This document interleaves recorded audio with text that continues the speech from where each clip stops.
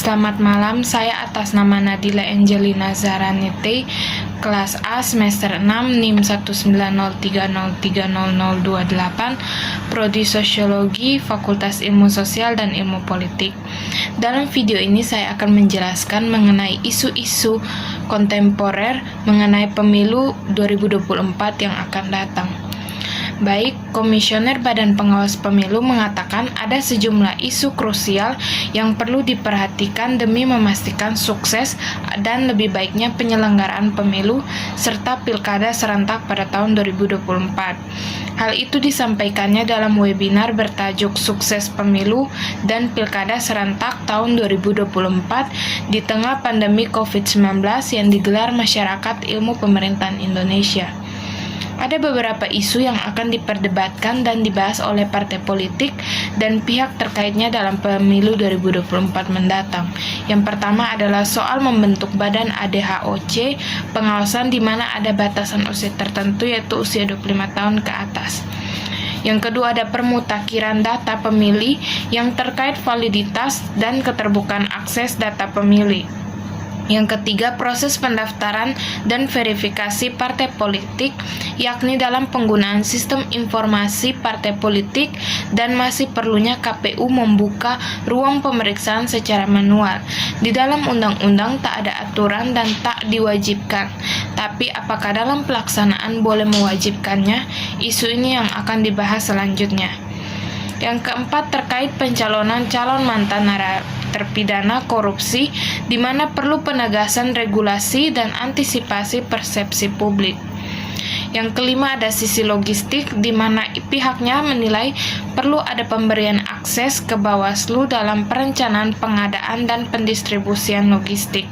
Lalu terkait usulan KPU agar pemerintah membuat peraturan presiden agar pengadaan logistik pemilu dapat dilakukan tanpa melalui tender. Yang keenam, desain sistem penegakan hukum pemilu dan pilkada di mana sistem saat ini sangat rumit, berlapis dan saling mengunci sehingga sering menghasilkan bottleneck. Yang ketujuh adalah isu krusial, kewenangan seperti batas waktu penanganan pelanggaran pemilu yang 7 plus 7 hari kerja, sementara untuk pilkada hanya 3 plus 2 hari kalender, sehingga disparitasnya jauh. Begitupun soal hukum acara dan persidangan. Dalam pemilu ada aturan soal objek dugaan pelanggaran administrasi, sementara di aturan pilkada itu hanya terkait perilaku seperti politik uang. Yang kedelapan, ada isu soal standar dan mekanisme sengketa yang selalu berubah-ubah dan mempengaruhi waktu penyelesaian perkara. Dalam hal ini, Komisi 2 akan berkoordinasi dengan Mahkamah Konstitusi dan Mahkamah Agung agar penyelesaian sengketa pemilu dapat lebih cepat dari ketentuan yang ada, yakni 85 hari.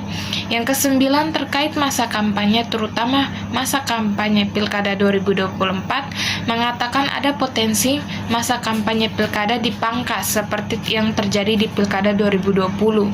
Masa kampanye pilkada yang akan berlangsung selama 60 hari akan dipangkas sekitar menjadi 45 hari. Yang ke-10 itu terkait sistem data kependudukan. Wakil Ketua Umum Golkar itu berharap pemerintahan mampu membangun sistem data kependudukan yang baik dalam 1 tahun ke depan agar penyelenggaraan pemilu tidak dibebani kerja permutakhiran data pemilih. Yang ke-11 yaitu kemudian isu terkait digitalisasi dalam tahapan-tahapan pemilu, terutama pada tahapan rekapitulasi. Yang ke-12 yaitu terkait putusan Mahkamah Konstitusi yang tetap menggelar pemilihan legislatif pileg dan pemilihan presiden pilpres secara serentak. Yang ke-13 ada digitalisasi pemilu yang bertujuan untuk mewujudkan pemilu ramah, efisien, dan memudahkan masyarakat. Dia meyakini dengan penerapan teknologi pada sistem pemilu ke depan akan memberikan kenyamanan kepada pemilih. Kita mengkaji penerapan elektronisasi dan digitalisasi. Kita akan mulai uji coba tahapan rekapitulasi ketimbang e-voting, karena e-voting di beberapa negara Eropa dan Skandinavia banyak penyimpangan. Keempat belas ada isu terkait adanya pasal-pasal yang mendorong pengurangan atau penghilangan bahaya moral pemilu seperti politik uang dan politik transaksi.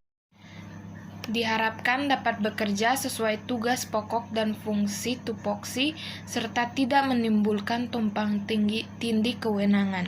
Baik, hanya itu yang dapat saya sampaikan. Sekian dan terima kasih.